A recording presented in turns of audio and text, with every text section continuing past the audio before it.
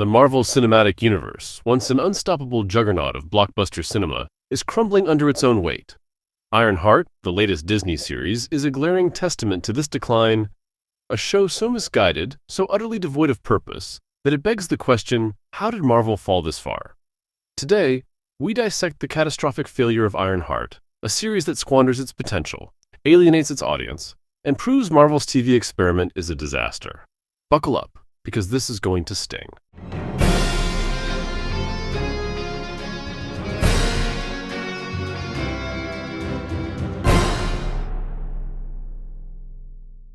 Let's start with the obvious.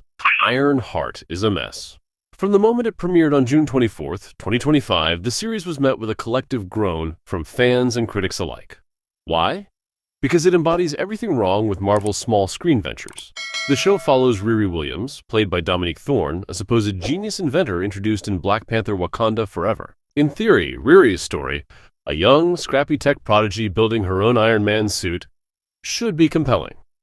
But in execution, it's a masterclass in squandered potential. The writing is abysmal, the characters are forgettable, and the plot is a convoluted slog that feels like it was stitched together by a Reddit fanfic thread gone rogue. The hook of Ironheart is Riri's return to Chicago after her Wakanda escapades, where she gets tangled with a criminal named Parker Robbins, aka the Hood. Sounds gritty, right? Wrong.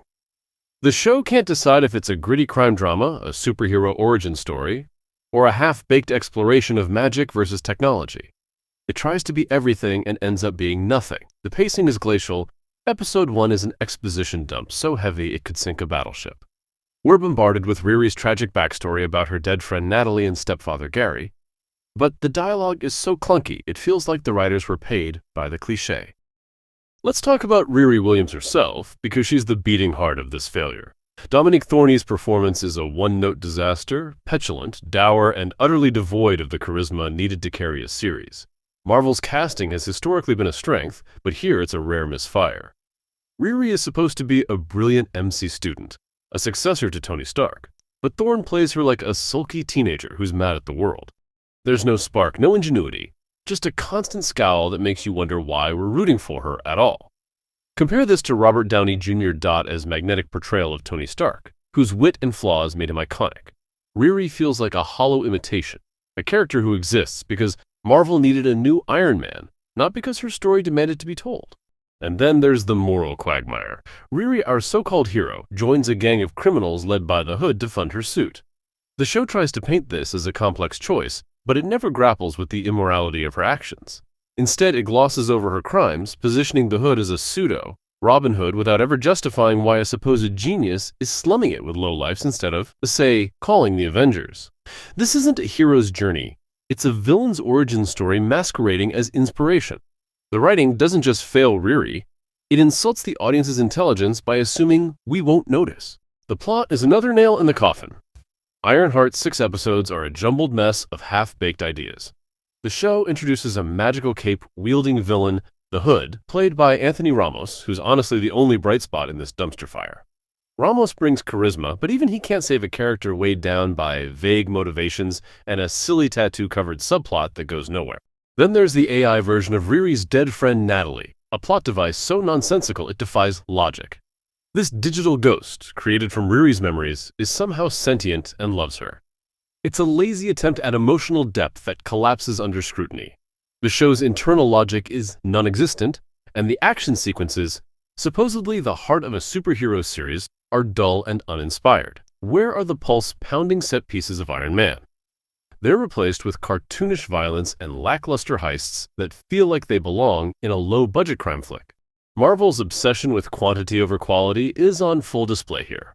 Ironheart feels like a relic of the MCU's content-churning era, a time when Kevin Feige thought flooding Disney with shows about obscure heroes would keep the franchise's momentum.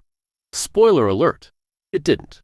The series was delayed multiple times due to production issues, strikes, and res hoots, and it shows. The final product feels like a compromise, a show that was too far into production to cancel, but too weak to salvage.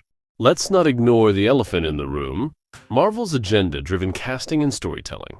Ironheart's push for diversity feels forced, not organic. Riri's identity as a black female lead could have been a powerful statement, but the show's shoddy execution undermines any meaningful impact. Instead of a well-crafted character, we get a walking stereotype of the troubled geniuses with no depth or nuance. The series' attempt to tackle themes like grief and systemic inequality is laughably shallow, reduced to heavy-handed monologues that feel like they were written by an AI trained on social justice buzzwords. Marvel seems more interested in checking boxes than telling a good story, and the result is a show that feels like a lecture, not entertainment. The marketing, or lack thereof, tells its own story. Ironheart's trailer dropped just weeks before its premiere, a sign Marvel had little faith in it.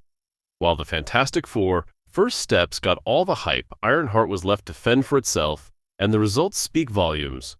A 4.3 rating on IMDb, the lowest of any MCU show, and a Rotten Tomatoes audience score that only climbed to 49% after fans tried to counter review bombing. Even those defending it admit it's a mess, with critics calling it in need of soul and a disappointment overall. So why did Ironheart fail? It's a perfect storm of bad writing, a miscast lead, a directionless plot, and Marvel's inability to recapture the magic of its early days. The show's cliffhanger ending, banking on a second season or a bigger MCU role for Riri, feels like a cruel joke. The MCU's Phase 5, with duds like Ant-Man and the Wasp: Quantumania and the Marvels, has been defined by desperation. And Ironheart is its whimpering finale. Marvel needs to ditch these half-baked Disney Plus experiments and focus on what made it great: blockbuster films with compelling characters and cohesive stories. Ironheart isn't just a failure. It's a warning. The MCU is on life support, and shows like this are pulling the plug. Ironheart could have been a bold new chapter for the MCU, a chance to pass the Iron Man mantle to a fresh, dynamic hero. Instead, it's a soulless, cynical cash grab that disrespects its audience and tarnishes Tony Stark's legacy. If Marvel doesn't course correct, the MCU risks becoming a relic itself. What do you think? Is Ironheart the final nail in the MCU's coffin, or can it be saved? Drop your thoughts below, and don't forget to like and subscribe for more no-holds-barred takes on the state of cinema.